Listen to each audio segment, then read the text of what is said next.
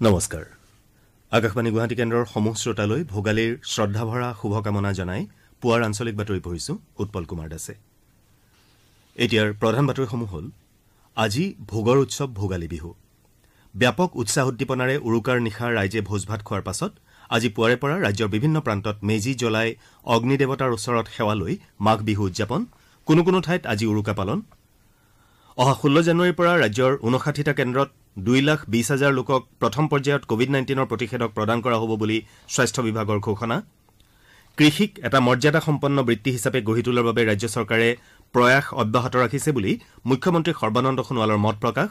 আৰু পক্ষী জ্বৰৰ প্ৰাদুৰ্ভাৱ ৰোধৰ বাবে 2021 চনৰ কৰ্ম আঁচনি অনুসৰি ব্যৱস্থা গ্ৰহণ কৰিবলৈ কেন্দ্ৰীয় চৰকাৰৰ ৰাজ্যসমূহক নিৰ্দেশ। এতিয়া শুনক বিতং বাতৰি। আজি ভোগালী বিহু। মূলতঃ অনুকূল প্ৰাকৃতিক পৰিৱেশ, কৃষিজাত সামগ্ৰীৰ পৰা আৰম্ভ কৰি ভিন ভিন তৰহৰ খাদ্যদ্ৰব্যৰ প্ৰাচুৰ্য আদি কাৰণত ভোগৰ বতৰ হিচাপে বিবেচিত হৈ অহা এই সময়ছোৱাৰ অন্যতম উৎসৱ মাঘ বিহু বা ভোগালী বিহুক কেন্দ্ৰ কৰি ৰাজ্যখনৰ সকলো ঠাইতে ব্যাপক উৎসাহ উদ্দীপনা পৰিলক্ষিত হৈছে। বজাৰত অত্যাৱশ্যকীয় সামগ্ৰীৰ মূল্য বৃদ্ধি, সময়ৰ প্ৰতিকূলতা আৰু দুৰ্যোগে জনসাধাৰণৰ মাজত সমস্যাৰ সৃষ্টি কৰিলেও এনে দুৰ্যোগকো নেওচি অসমবাসীয়ে ভোগৰ উৎসৱ ভোগালী উলহ মালহেৰে পালন কৰিছে। এইবেলি কোভিড-19 সৃষ্ট পৰিস্থিতিৰ পৰিপ্ৰেক্ষিতত বিগত সময়ছোৱাত ৰাইজে ৰঙালী বিহুকে ধৰি উৎসৱ পাৰ্বণসমূহ বাধ্যবাধকতাৰ মাজত পালন কৰিবলগীয়া হৈছিল। সেয়েহে অসমীয়াৰ হেঁপাহৰ ভোগালী বিহুৰ পৰিপ্ৰেক্ষিতত ৰাজ্যখনৰ গাঁৱে ভূঞে চহৰে নগৰে বিগত কেইটামান দিনত বজাৰ সমাৰ আদিত ব্যাপক ভিৰ পৰিলক্ষিত হয়। বিভিন্ন ঠাইত যোৱা নিশা সমূহীয়া ভোজৰ আয়োজন কৰাৰ লগতে ভিন ভিন আৰ্হিৰে সজা ভেলাঘৰত সকলো শ্ৰেণীৰ ৰাইজে উৰুকা পালন কৰে। হেঁপাহৰ উৰুকাৰ পৰিপ্ৰেক্ষিতত গুৱাহাটী মহানগৰীকে ধৰি ৰাজ্যৰ সকলো ঠাইতে কালি নিচেই পুৱাৰে পৰা গধূলি সময়লৈকে বজাৰসমূহত ব্যাপক ভিৰ পৰিলক্ষিত হয়। আনহাতে আজি পুৱাৰে পৰা গা পা ধুই পবিত্ৰ অন্তৰেৰে মেজি জ্বলাই অগ্নিদেৱতাক সেৱা জনোৱাৰ লগতে মেজিৰ জুইত সকলো অপায় অমংগল দুখ দুৰ্দশা নাশ কৰাৰ বাবে জনসাধাৰণে প্ৰাৰ্থনা জনায়। একেদৰে মেজি জ্বলোৱাৰ পাছতেই সৰুৱে ডাঙৰক সেৱা জনাই আশীৰ্বাদ গ্ৰহণ কৰাৰ সমান্তৰালভাৱে জা জলপান, পিঠাপনা, ভিন ভিন প্ৰকাৰৰ লাড়ু, মাহ কৰাই আদিৰে ভোগালীৰ ভোগ গ্ৰহণৰ পৰম্পৰাও পালন কৰা হৈছে। অৱশ্যে ৰাজ্যখনৰ কোনো কোনো ঠাইত পুহ আৰু মাঘ মাহৰ সংক্ৰান্তিৰ আজিৰ দিনটোত উৰুকা পালন কৰাৰ লগতে কাইলৈ পহিলা মাঘত বিহু উদযাপন কৰা হ'ব। উল্লেখযোগ্য যে শস্য চপোৱাৰ বতৰৰ সৈতে সংগতি ৰাখি দেশৰ আন বিভিন্ন প্ৰান্ততো ভিন ভিন নামেৰে এই উৎসৱ পালন কৰা হৈছে। তামিলনাডুত পোংগল, গুজৰাট, পশ্চিমবংগ আৰু কৰ্ণাটকত মকৰ সংক্ৰান্তি আৰু উত্তৰ ভাৰতৰ পঞ্জাৱ, হাৰিয়ানা, হিমাচল প্ৰদেশকে ধৰি ৰাজ্যসমূহত লোহৰী হিচাপে এই উৎসৱ পালন কৰা হয়। অহা 16 জানুৱাৰীৰ পৰা 59টা কেন্দ্ৰত ৰাজ্যখনৰ 2,20,000 লোকক প্ৰথম পৰ্যায়ত কোভিড প্ৰতিষেধক প্ৰদান কৰা হ'ব। স্বাস্থ্যমন্ত্ৰী ড হিমন্ত বিশ্ব শৰ্মাই কালি বজালী জিলাৰ পাঠশালাত সাংবাদিকৰ আগত এই বিষয়ে প্ৰকাশ কৰে। মুখ্যমন্ত্ৰী সৰ্বানন্দ সোণোৱালে ডিব্ৰুগড় চিকিৎসা মহাবিদ্যালয়ত আৰু স্বাস্থ্যমন্ত্ৰী ড হিমন্ত বিশ্ব শৰ্মাই গুৱাহাটী চিকিৎসা মহাবিদ্যালয়ত এই প্ৰতিষেধক প্ৰদানৰ শুভাৰম্ভ কৰিব। তেওঁ কয় যে প্ৰথম পৰ্যায়ত কোভিড প্ৰতিষেধক প্ৰদান কৰিবলগীয়া লোকসকলৰ বাবে বৰ্তমান 1,10,000 প্ৰতিষেধক মজুত আছে। আনহাতে প্ৰতিষেধক লোৱাৰ বাবে 1,56,000 লোকে নাম পঞ্জীয়ন কৰিছে বুলি মন্ত্ৰীগৰাকীয়ে জানিবলৈ দিয়ে। সেয়েহে ৰাজ্যখনত আৰু 60-70,000 কোভিড প্ৰতিষেধকৰ প্ৰয়োজন হ'ব বুলি তেওঁ উল্লেখ কৰে। ইফালে কালি হায়দৰাবাদৰ পৰা গুৱাহাটীলৈ অসমকে ধৰি উত্তৰ পূৰ্বাঞ্চলৰ ৰাজ্যকেইখনৰ বাবে 3টা বাকচত পুনৰ প্ৰতিষেধক অনা হৈছে।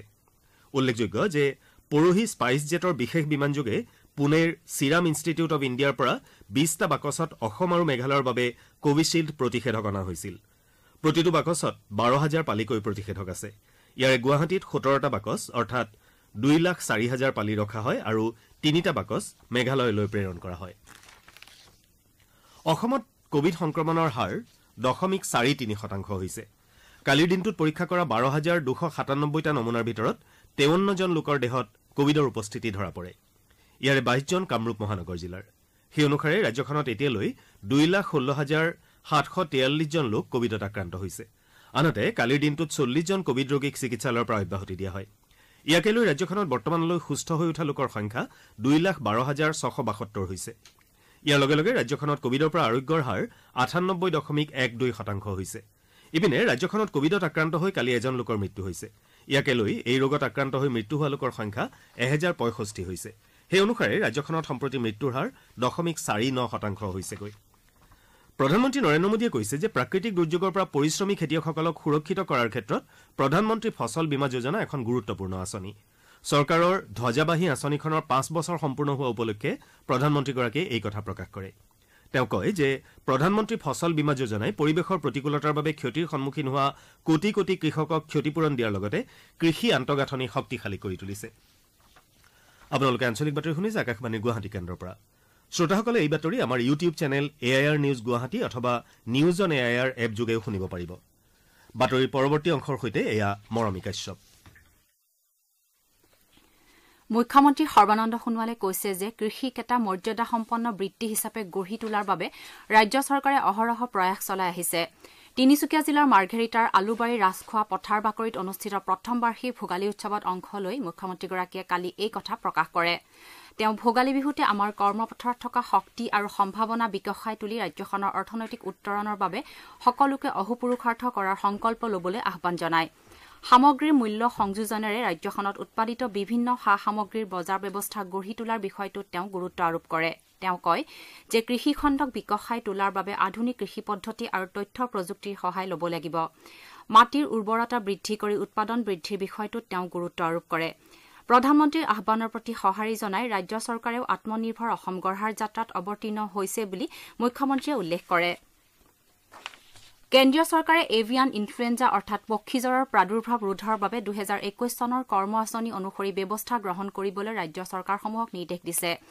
এটা বিবৃতিত মীন পশুপালন আৰু দুগ্ধ উৎপাদন মন্ত্ৰালয়ে কয় যে এতিয়ালৈকে দেশৰ 10খন ৰাজ্যত এভিয়ান ইনফ্লুৱেঞ্জাৰ প্ৰাদুৰ্ভাৱ ঘটাটো নিশ্চিত হৈছে জম্মু কাশ্মীৰৰ গেণ্ডাৰবল জিলা আৰু ঝাৰখণ্ডৰ 4খন জিলাত চৰাইৰ অস্বাভাৱিক মৃত্যুৰ কেতবোৰ ঘটনা পোহৰলৈ আহিছে মন্ত্ৰালয়ে কয় যে পৰিস্থিতিৰ জোৰা মৰাৰ বাবে ৰাজ্যসমূহৰ স্বাস্থ্য আৰু বন বিভাগৰ সৈতে সহযোগিতাৰে কাম কৰিবলৈ কেন্দ্ৰীয় চৰকাৰে পৰামৰ্শ আগবঢ়াইছে লগতে প্ৰতিৰোধমূলক ব্যৱস্থা গ্ৰহণৰ উপৰি হাঁহ কুকুৰা পালন কৰা পামসমূহত বিশেষ সতৰ্কতা অৱলম্বন কৰিবলৈ কোৱা হৈছে এই সংক্ৰমণ যাতে হাঁহ কুকুৰাৰ মাজত অধিক বিয়পিব নোৱাৰে তাৰ বাবে ব্যৱস্থা গ্ৰহণৰ নিৰ্দেশ দিয়া হৈছে অনুৰাধাৰ দেশৰ স্ৰষ্টা ঔপন্যাসিক ফণীন্দ্ৰ কুমাৰ দেৱচৌধুৰীক 2021 বৰ্ষৰ ৰংবং টেৰাং সমন্বয় বঁটা প্ৰদান কৰা হৈছে উল্লেখযোগ্য যে প্ৰতিবছৰে ভোগালী বিহুৰ উৰুকাৰ দিনা পদ্মশ্ৰী ৰংবং টেৰাঙৰ জন্মদিনত বকলিয়াঘাটৰ সিংথুৰ প্ৰকাশনে এই বঁটা প্ৰদান কৰি আহিছে ৰংমিলিৰ হাঁহিৰ স্ৰষ্টা পদ্মশ্ৰী ৰংবং টেৰাঙে কালি 84 বছৰত ভৰি দিলে পাহাৰ ভৈয়ামৰ ঐক্য সম্প্ৰীতি আৰু সমন্বয়ৰ সেতু হিচাপে চিহ্নিত এই বঁটাত আছে কাৰ্বি পৰম্পৰাগত সাজপাৰ স্থানীয় লিখকৰ কিতাপৰ টোপোলা সম্বৰ্ধনা পত্ৰ আৰু নগদ ধন কেন্দ্ৰীয় প্ৰতিৰক্ষা মন্ত্ৰালয়ে কৈছে যে এইবাৰ গণতন্ত্ৰ দিৱসৰ কাৰ্যসূচীত 321 গৰাকী ছাত্ৰ ছাত্ৰী আৰু 80 গৰাকী লোকশিল্পী অংশগ্ৰহণ কৰিব এই কাৰ্যসূচীত দিল্লীৰ 4খন বিদ্যালয়ৰ ছাত্ৰ ছাত্ৰী আৰু কলকাতাৰ পূব মণ্ডল সাংস্কৃতিক কেন্দ্ৰৰ লোককলা শিল্পীসকলে সাংস্কৃতিক অনুষ্ঠান পৰিৱেশন কৰিব মন্ত্ৰালয়ে কৈছে যে দিল্লীৰ মাউণ্ট আবু পাব্লিক স্কুল আৰু বিদ্যাভাৰতী স্কুলৰ মূল বিষয়বস্তু হৈছে Atmanirbhar Bharat vision for a self reliant India আনহাতে দিল্লী চৰকাৰী ছোৱালী উচ্চতৰ মাধ্যমিক বিদ্যালয়ৰ বিষয়বস্তু হৈছে হাম ফিট ট ইণ্ডিয়া ফিট তদুপৰি কলকাতাৰ পূব মণ্ডলৰ সাংস্কৃতিক কেন্দ্ৰই উৰিষ্যাৰ কালাহাণ্ডীৰ লোকনৃত্য বজাচাল প্ৰদৰ্শন কৰিব কোভিড-19 পৰিস্থিতিৰ বাবে এইবাৰ এই কাৰ্যসূচীত 400 গৰাকী ছাত্ৰ ছাত্ৰী অংশগ্ৰহণ কৰিব যোৱা বছৰ অংশগ্ৰহণকাৰী ছাত্ৰ ছাত্ৰীৰ সংখ্যা আছিল 600 প্ৰচাৰ ভাৰতীয়ে স্পষ্ট কৰি দিছে যে দেশৰ কোনো ঠাইতে আকাশবাণীৰ কোনো কেন্দ্ৰ বন্ধ নহয় একাংশ সংবাদ মাধ্যমে কেইখনমান ৰাজ্যত আকাশবাণীৰ কেইটামান কেন্দ্ৰ বন্ধ হ'ব বুলি প্ৰকাশ কৰা বাতৰি খণ্ডন কৰি প্ৰচাৰ ভাৰতীয়ে কৈছে যে এই বাতৰিসমূহ সত্যৰ ওপৰত প্ৰতিষ্ঠিত নহয়